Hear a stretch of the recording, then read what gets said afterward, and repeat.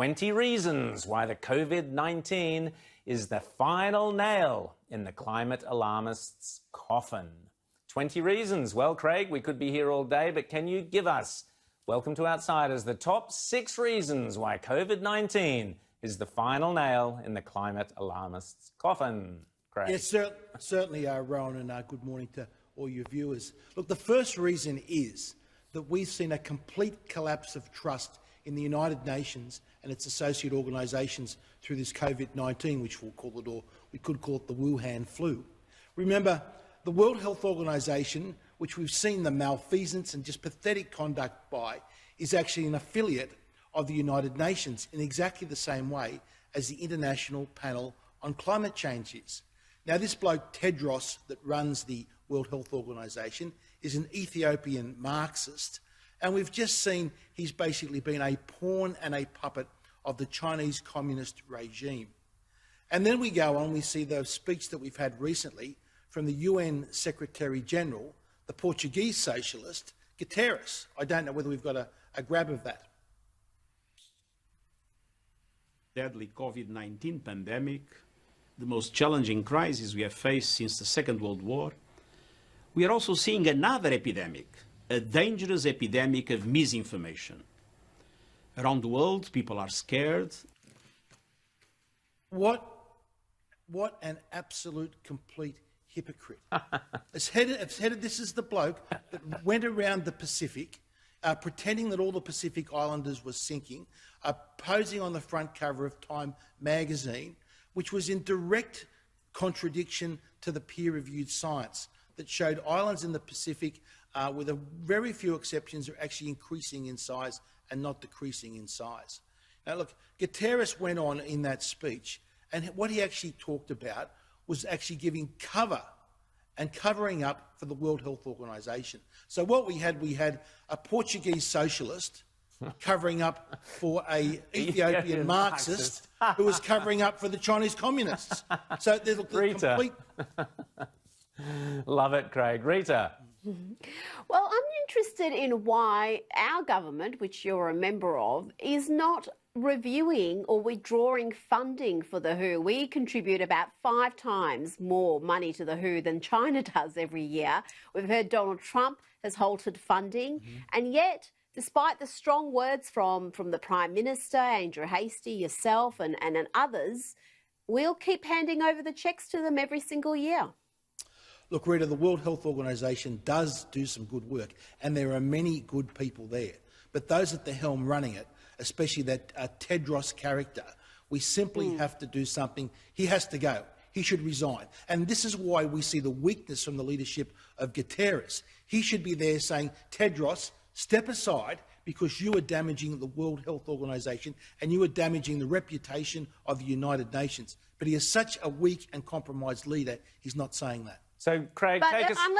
unless we actually follow through and withdraw funding or threaten to withdraw funding, then really we're not doing our part either, are we? We stood with Trump and other leaders came on board, then there would be real pressure for change. But as long as we keep handing over the money, what motivation do they have to change their ways? Look, Rita, I think you're right, and I think this is something we'll have further discussions on amongst the coalition government. We're basically the shareholders in this organisation, and the US is the largest shareholder. It is said it lacks the trust and confidence of that organisation, so it really should be up for this Tedros bloke to step aside and step aside now. So, Craig, that's your first reason. We've only got through one reason, because of the way that these supranational bodies have been discredited by the virus is one reason we shouldn't be taking them seriously on climate change as well. I agree with you on that one. Reason number 2, you're saying, is that China has been playing us for mugs. How does this relate to climate change? Yeah, absolutely. Look, we've seen through this COVID-19 crisis how China's playing us for mugs, telling us that there's no problem, and then sending their agents around the world to buy up all the medical supplies and ship it back to China. They tell us there's no problem with Wuhan. They ban the international flights, they ban the domestic flights, so you can't fly domestically to Wuhan from China, but they keep the international flights open. Now, exactly the same thing is happening on climate change. Every single step that's taken by these climate change lovies and alarmists gives a competitive advantage to China and plays into China's hands. We see the deal, the Paris deal. China is able to continue to increase their emissions. Steel industries and steel businesses from Western countries, they are laughing at us. Then it comes to the subsidies we give to wind turbines and solar panels. That results in billions of dollars worth of those goods being purchased from China that wouldn't otherwise be purchased, and money in the pockets of the Chinese. Electric cars and batteries.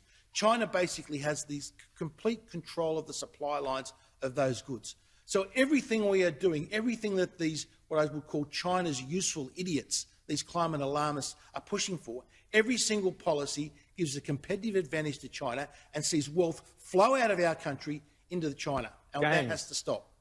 So I want to ask you about this, Craig.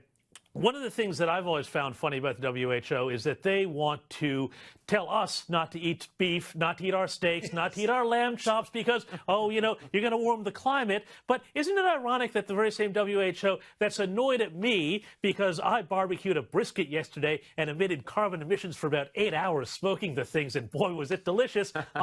They also think that I should stop that, but that, hey, it's okay to go have your wet market where you're, you know, eating pangolins and bats and all sorts of wild exotic animals in these horrible slaughterhouse cruel conditions in these open-air wet markets. What gives, Craig?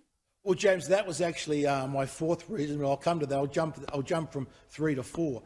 What we see in these climate alarmists, they basically want to stop the production of beef and lamb because they believe that the farts of the cattle and the sheep, the farts and the burps create bad weather. So every policy they have is to reduce that consumption. Now, if you reduce the consumption of beef and lamb, all of a sudden those tasty bats that they sell at the wet markets looks more appetising.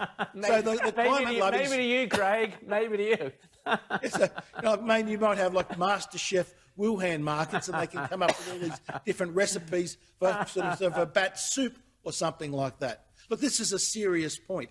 If you make it harder for these people in countries to eat lamb and to eat beef, they will look for other sources of protein, which includes bats. If we are serious in closing these wet markets down, we've got to make sure these people can have baseload electricity, that they can have a refrigeration system all through the supply chain, and then they can actually go on and they can eat more beef. We can export them more beef, export them more lamb. But that is the exact opposite of what these climate change lovelies want us to do.